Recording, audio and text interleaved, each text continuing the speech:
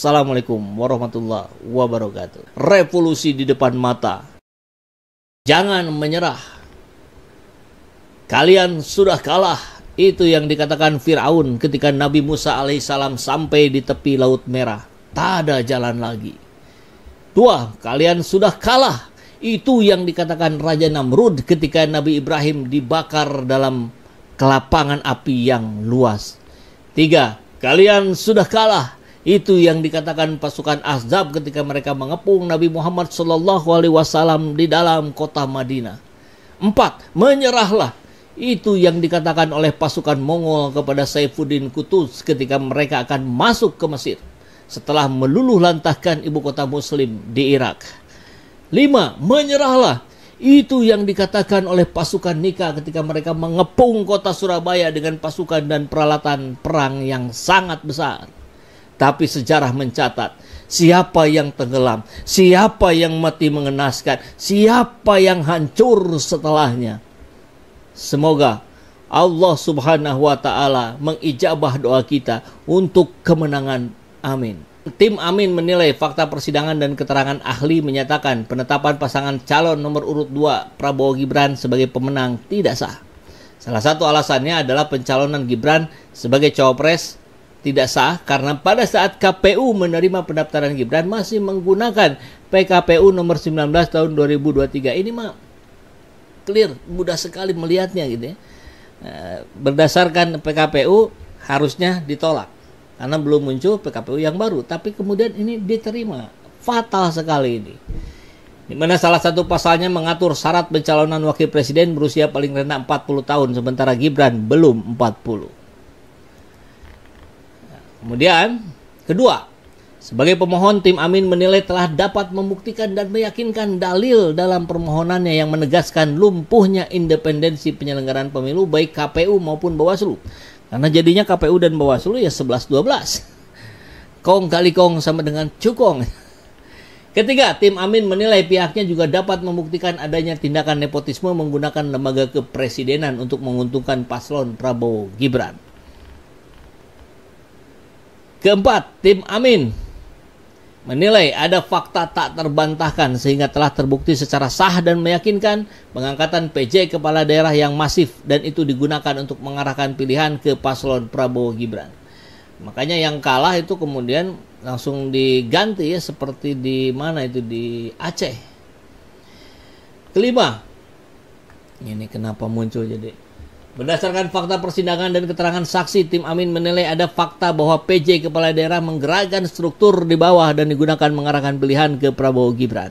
Selanjutnya, tim Amin menilai ada fakta keterlibatan aparat negara yang ditujukan untuk memenangkan dan mengarahkan pilihan ke Prabowo Gibran. Ketujuh, tim Amin menilai ada fakta terjadi pengerahan kepala daerah secara terukur dan ditujukan untuk mengarahkan pilihan ke Prabowo Gibran. Kedelapan, berdasarkan fakta persidangan, tim Amin menilai terjadi penyalahgunaan bansos dengan melanggar Undang-Undang APBN yang dilakukan secara terukur dan ditujukan, serta mempunyai dampak untuk mengarahkan pilihan ke paslon 2 dan meningkatkan suara paslon 2. Demikian juga telah terjadi pelanggaran prosedur yang dilakukan termohon berupa manipulasi DPT, surat suara tercoblos pada 02, pengurangan suara pemohon, politik uang dan kecurangan, termohon melalui sistem IT dan Sirekap. Keseluruhan hal tersebut telah terbukti secara sah dan meyakinkan menurut hukum. Itu yang disimpulkan oleh 01 dan dalil itu tidak terbantahkan.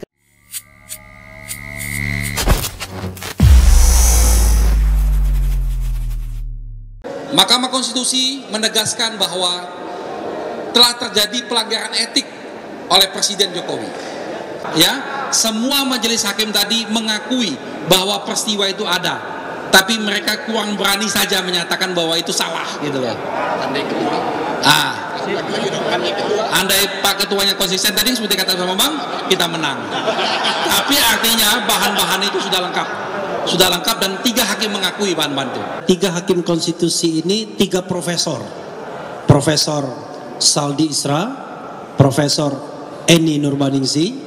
Saldi Isra dari Universitas Andalas Padang, Eni Nurbaningsi dari UGM, dan Profesor Arif Hidayat dari Undip.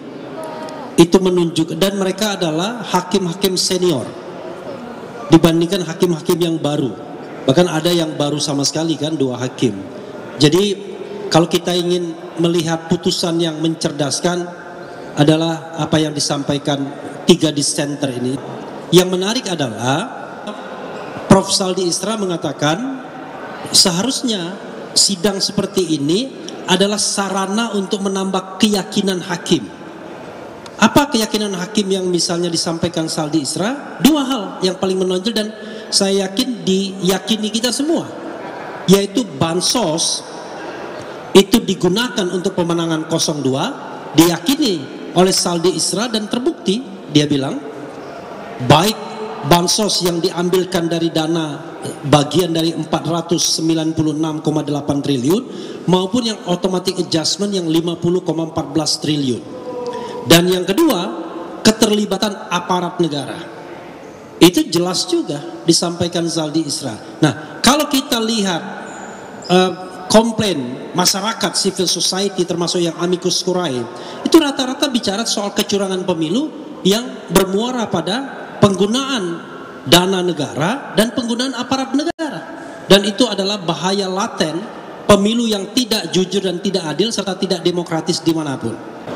Bila saja dissenting opinion dalam putusan 90 masih dijadikan basis dan dasar untuk memutus permohonan sengketa Pilpres ini, dipastikan permohonan dari 01 dan 03 akan dikabulkan. Dissenting opinion itu menyatakan perlu dilakukan pemilihan ulang suara, pemilihan suara ulang, pemungutan suara ulang. Bukan 6, ada 8. Saya sebut ya supaya nggak lupa ya. Sumatera Utara, Jakarta, Jawa Barat, Jawa Tengah, Jawa Timur, Bali, Kalimantan Barat, dan Sulawesi Selatan. Dan kalau itu dilakukan, insya Allah kemenangan itu tak akan lari dari genggaman tangan ini.